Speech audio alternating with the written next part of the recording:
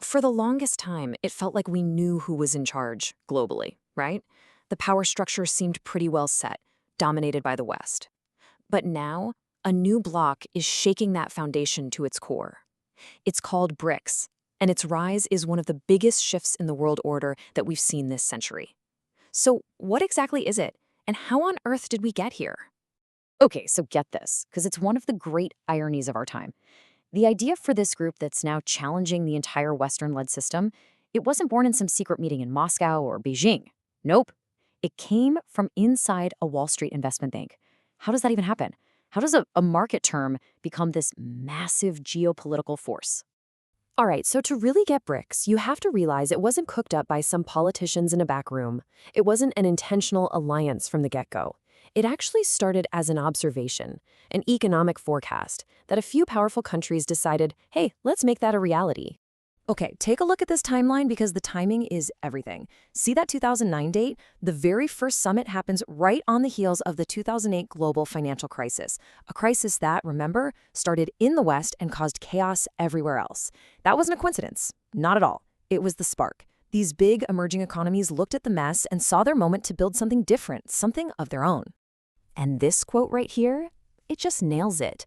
That crisis completely eroded trust. For countries all over the global south, it was this massive red flag that the Western-led system wasn't just shaky. Maybe it wasn't even playing fair. And that shared feeling of skepticism, that became the glue that started to hold BRICS together. Okay, so they had this shared purpose, this common feeling of distrust. But they weren't just going to sit around and talk. They started to build. They began laying the bricks, literally, for a new alternative financial world. And their mission was crystal clear, to build an alternative to the old guard, institutions like the World Bank and the IMF. In their eyes, these organizations were basically tools of American and European power. So the goal was simple: build a parallel system that would serve their interests instead. So here's the game changer, the really big difference in how they operate. Western institutions like the IMF, they give out loans, but there are often a lot of strings attached. These are called conditionalities. A country might have to agree to cut its social programs or sell off state-owned industries just to get the cash. The BRICS New Development Bank, on the other hand, was built on a totally different idea. No conditionalities.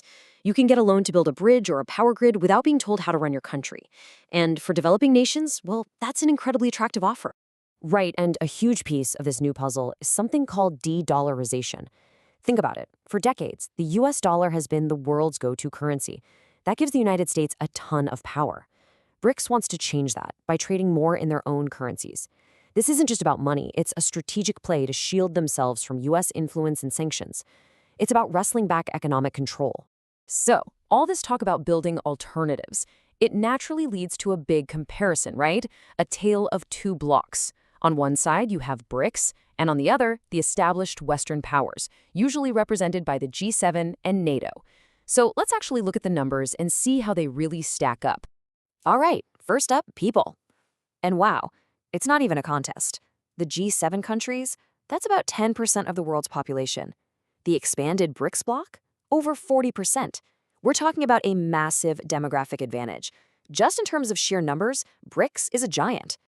Okay, but what about the money? The economic muscle?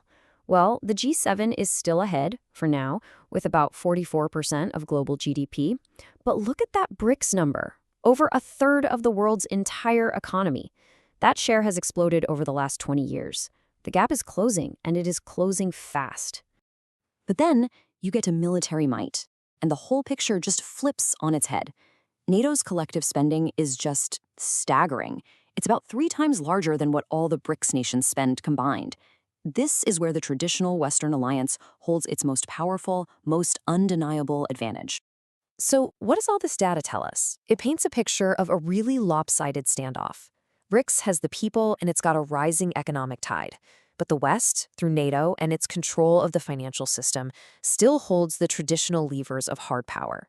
And that's the core tension of the world we live in right now. But hold on. It would be a huge mistake to think of BRICS as this perfectly unified super team. It is not like NATO. It's not a formal, binding alliance, and when you look closely, you start to see some pretty big cracks in the foundation. And this quote, man, this gets right to the core of their biggest, most fundamental problem. Two of its most powerful members, India and China, are bitter rivals. They have serious, ongoing, and sometimes even violent disputes over their border. How can you be a unified bloc when your two biggest players are at odds? It makes it incredibly difficult to act as one. And it's not just that one issue. There's also a massive economic imbalance.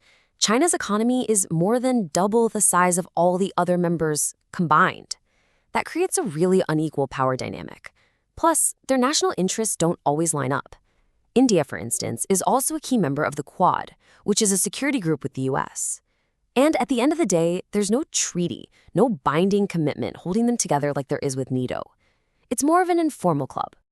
So, with all these problems, you'd think the whole thing might be falling apart, right? Well, nope. Actually, the exact opposite is happening. Despite all the internal drama, the idea of BRICS is more popular than it has ever been, and its recent growth spurt is a huge signal that the world order is being redrawn. And if you need proof, just look at this number, 40 plus. That's how many countries are lining up, wanting to join. This isn't just a handful of nations anymore. It's becoming a magnet for countries across the globe that feel like the old system doesn't represent them. You can really see how this thing has snowballed over time. It started as just a platform, then it opened the door with BRICS Plus, and now, in 2024, it's a full-blown expansion. And look who just joined. These aren't just any countries. We're talking major energy players, like Saudi Arabia, Iran, and the UAE. This dramatically changes the group's sway over global oil and key trade routes. It's a huge deal. So, what's the end game here? Are they trying to start a new Cold War? To tear down the old system? Well, according to them, the answer is no. This quote from Brazil's president really frames their stated goal. The idea isn't to be anti-West, but to be another option, another center of power in a world that has more than one. They just want a way to organize themselves. Which brings us back to the biggest question of all. Are we watching, in real time, the end of an era where one part of the world calls all the shots? Is this the birth of a truly multipolar order? The architecture of global power is being redesigned right before our very eyes. But whether this new building will be stronger, fairer, or just lead to more conflict, well, that's a chapter that's being written right now as we speak.